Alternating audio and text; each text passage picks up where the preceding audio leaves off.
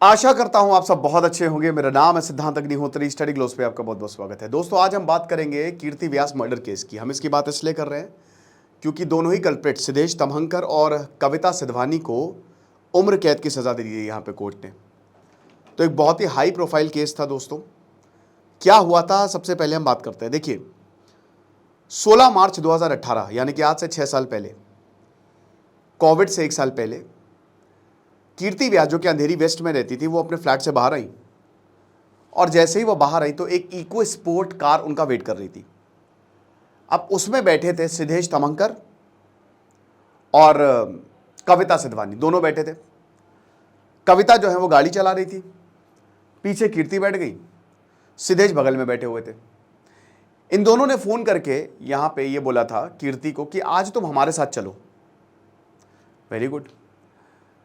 कीर्ति व्यास जो हैं वो काम करती थी कहां पे? अधूना अख्तर, जो कि फरहान अख्तर की वाइफ है, एक्स वाइफ है, उनके जो सैलून था बीटी ब्लंट, उस सैलून में काम करती थी कीर्ति व्यास। बहुत बढ़िया, चार्टर्ड अकाउंटेंट थी। तो सीए है तो पूरा फाइनेंस का वही देखती थी, फाइनेंस मैनेजर थी। अब क्या हुआ कि ये 16 मार्च लगभग सुबह 9 बजे के करीब ऑफिस जाने के लिए निकली। अब उसके बाद यहां पे कार ने जीटी रोड स्टेशन पे छोड़ा कीर्ति व्यास को और उसके बाद कार जो है वहां से निकल गई। अब उसके बाद हम ये देखते हैं कि वो ऑफिस पहुंची ही नहीं। 3 घंटे बाद कीर्ति व्यास की मां ने फोन किया, क्योंकि कीर्ति व्यास ने पासवर्ड बदला था। पासवर्ड का मतलब जो वाईफाई था उसका पासवर्ड बदला था। तो पासवर्ड पूछने के लिए फोन किया तो कीर्ति व्यास के दोनों फोन स्विच ऑफ। मां ने सोचा होगा शायद बिजी होगी बच्ची, इसीलिए नहीं कर पाई। होता है, कोई बात नहीं। लेकिन 2 घंटे बाद फिर स्विच ऑफ। ऐसे करते करते शाम हो गई। अब यहां पे परिवार वाले चिंता में, बोले कि यार ये तो बड़ी गड़बड़ हो जाएगी, मतलब ये क्या हुआ है, कुछ करना पड़ेगा। तो ये लोग घूमने, मतलब उनको ढूंढने निकल गए। अब जब इनकी ढूंढैया चालू करी तो कहीं मिली नहीं। दोस्तों से बात की, अच्छा सिद्धेश और मतलब सारे ऑफिस वालों से भी बात की, ऑफिस भी गई और इन दोनों से भी बात की, सिद्धेश और कविता से भी बात की। अब कविता और सिद्धेश दोनों ही बहुत चिंता, और अगले दिन दोनों घर आते हैं और बोलते हैं कि आप चिंता मत करिए। तो पुलिस स्टेशन में यही दोनों गए थे जिन्होंने रिपोर्ट लिखवाई परिवार के साथ। इनफैक्ट इन दोनों ने एक पूरा फेसबुक पे कैंपेन भी चलाया कि ये लड़की है, मिसिंग है, हमारी बहुत अच्छी दोस्त है, तो किसी भी तरीके से ढूंढिए। फरहान अख्तर ने ट्वीट किया था, एक कैंपेन चलाया था पूरा का पूरा कि कुछ भी करके हमको कीर्ति को ढूंढना है, क्योंकि आता ही पता नहीं कि लड़की गई तो गई, कहां गायब हो गई। पुलिस पर मामला पहुंचा। अच्छा, पुलिस जो है, पुलिस ने फिर देखा कि यार तो बड़ा, तो पुलिस ने फिर पूछताछ शुरू की अपने हिसाब से। अब पुलिस ने पूछताछ शुरू की तो सबसे पहले तो इन्हीं दोनों से पूछा, कविता और सिद्धेश से, कि कहां भैया तुम्हारे साथ ही आखिरी देखी गई थी। अब इन्होंने बताया कि देखिए, हमको तो ये था कि हमने ऑफिस चलने के लिए बोला, कीर्ति हमारे साथ आई और उस कीर्ति ने कहा कि आप हमको स्टेशन छोड़ दो, जीटी रोड छोड़ दो। यही हुआ। ठीक है भाई। अब उसके बाद क्या हुआ कि कई बार इनसे पूछताछ की गई, बहुत बार, अनगिनत बार, लेकिन इनके पास कुछ मिला नहीं। सीसीटीवी कैमरे को खंगाला गया। सीसीटीवी कैमरे को खंगाला गया और उसके बाद सीसीटीवी में एक बहुत बड़े सबूत, काफी एविडेंस मिले।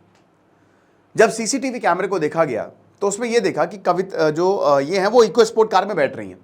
ठीक है। अब उसके बाद लास्ट लोकेशन है, उसके बाद जो अगला सीसीटीवी, क्योंकि उनको जीजा माता एरिया में देखा गया था, उसके बाद जो अगला सीसीटीवी कैमरा वो थोड़ी दूर पे है, 7 मिनट की दूरी पे, मतलब 7 मिनट का हेरफेर। तो पुलिस क्या देखती है कि लास्ट लोकेशन में तो तीनों लोग बैठे हुए हैं कार में, लेकिन उसके बाद अगली लोकेशन पे जहां सीसीटीवी कैमरा इंस्टॉल्ड है और जब फोटो को लिया, मतलब कार की फोटो को लिया, तो वहां पे खाली कविता और सिद्धेश बैठे हुए हैं। तो पुलिस को थोड़ा सा डाउट हुआ, फिर इनको बुलाया, फिर पूछताछ की, अपने बयान पे कायम, कुछ नहीं। बोला कि चलो कोई बात नहीं। हर किसी से पूछताछ कर ली, कोई बात, उसको समझ ही नहीं आ रहा। क्राइम ब्रांच पे मामला गया। अब जब ऐसा हुआ तो मुंबई पुलिस, क्राइम ब्रांच, दोनों ने मिलकर जांच की।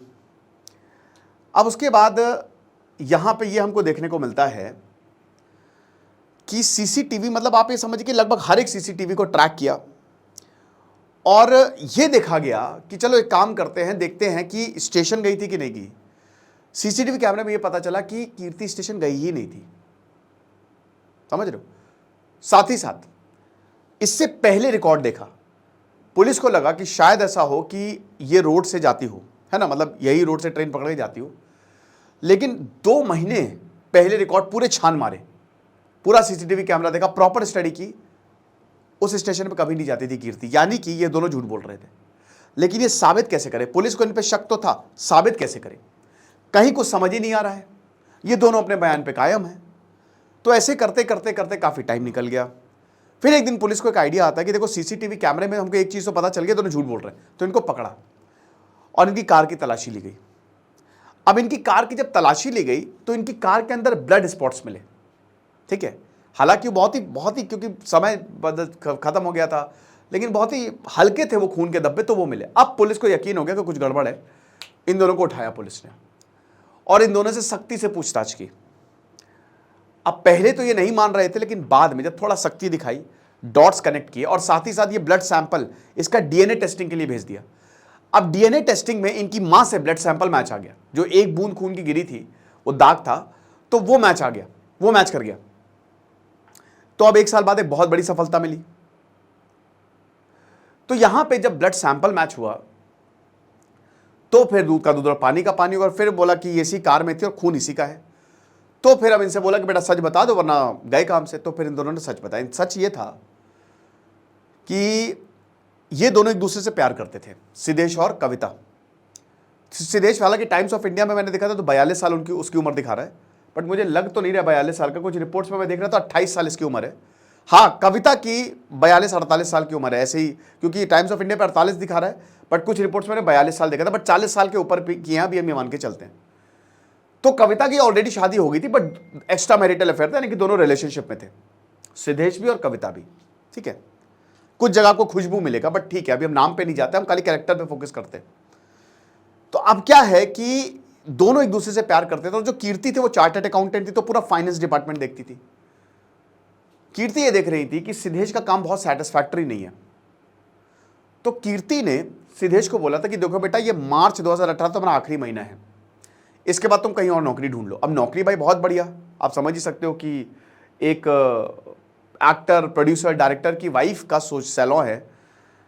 मैं एक हलीम, आकिब हलीम नहीं, आकिब हलीम का हलीम नाम है, जो बॉलीवुड के स्टाइलिस्ट है, जो उनके बाल काटते हैं, वो एक कटिंग का 1.5 लाख रुपए लेते हैं। तो आप समझ ही सकते हो, अच्छा पैसा। तो फिर अब वही है कि भाई क्यों छोड़ दो, नौकरी इतना आसान भी नहीं है मिलना। तो अब हुआ ये कि नौकरी जो है, नौकरी पे बात आई थी और कीर्ति ने बोला था कि यही महीना है तुम्हारे पास, अगर तुमने अपना परफॉर्मेंस इंप्रूव किया तो हम तो तुमको नौकरी पे रिटेन कर लेंगे, और नहीं किया तो तुमको निकाल देंगे। अब क्योंकि कविता भाई बड़े चिंता करती, दोनों एक दूसरे से प्यार करते थे, तो इन दोनों ने प्लान बनाया, बाकायदा प्लान। तो प्लान के मुताबिक इन्होंने कीर्ति को फोन किया, बोला कि आज तुम हमारे साथ चलो। बोला ठीक है। कार में बैठी कीर्ति, तो अब इनको एक सुनसान जगह पे ले गए। ठीक है, कीर्ति ने बोला हम जा कहाँ है, हम लोग तो ऑफिस जा रहे हैं ना। तो बोला कि नहीं, थोड़ा कुछ काम है, और एकदम से सुनसान जगह पे गाड़ी रोक दी। अब क्योंकि बहुत समय से तीनों लोग काम कर रहे थे, तो होता है ना कि दोस्तों में आप शक नहीं करते हो। ठीक है, हालांकि दोस्ती थोड़ी सी प्रॉब्लम में आई थी जब कीर्ति ने बोला कि भाई देखो ऐसा है कि काम तुम्हारा सही नहीं है। तो अब यहां पे कविता और सिद्धेश दोनों ने बोला कि देखो, कविता ने बोला सिद्धेश को नौकरी से मत निकालो, और सिद्धेश ने बोला कि मुझे नौकरी से मत निकालो। कीर्ति ने बोला कि देखो, ये फैसला मैं नहीं करूंगी, ये फैसला ऑफिस की मीटिंग में कर देना चाहिए। अब मैं यही सोच रहा था कि उस समय कीर्ति को ये बोल देना चाहिए था कि ठीक है तुमको नहीं निकालेंगे, और जैसे ही वो ऑफिस पहुंचती ये बोल देती कि भाई ऐसा है, कभी कभी आपको सिचुएशन के हिसाब से काम करना पड़ता है, कि इन लोगों ने मुझे धमकाया, डराया, तो आज ऐसा नहीं होता। सेकेंडली भाई इतने, मतलब मैं क्या ही बोलूँ इन लोगों को, जान से मार दोगे। अरे नौकरी जा रही है तो क्या हो गया, जान से मार दोगे किसी को, कोई और नौकरी ढूंढ लो, किसी की जान ले लोगे। अब देखिए ब्रूटैलिटी, यहां पे क्या हुआ कि वो नहीं मानी कीर्ति, दोनों में झगड़ा हुआ, बात हाथापाई पे आ गई। तो सिद्धेश ने कीर्ति का वहीं ऑन द स्पॉट गला दबा दिया। ठीक है, ऑन द स्पॉट गला दबा दिया। अब गला दबा दे, कीर्ति मर गई। अब बॉडी को कैसे डिस्पोज करे, बॉडी डिस्पोज करना बहुत जरूरी। तो क्या पता क्या किया, कार के अंदर ही बॉडी के 3 टुकड़े कर डाले, 3-4 टुकड़े कर डाले बॉडी, क्योंकि अब साबुत बॉडी तो कोई भी देख लेगा ना, 3-4 टुकड़े कर डाले। उसके बाद फिर उसी दिन प्लान बनाया, उसी वक्त प्लान बनाया, बोला कि काम करते, उसी वक्त सब कुछ हुआ।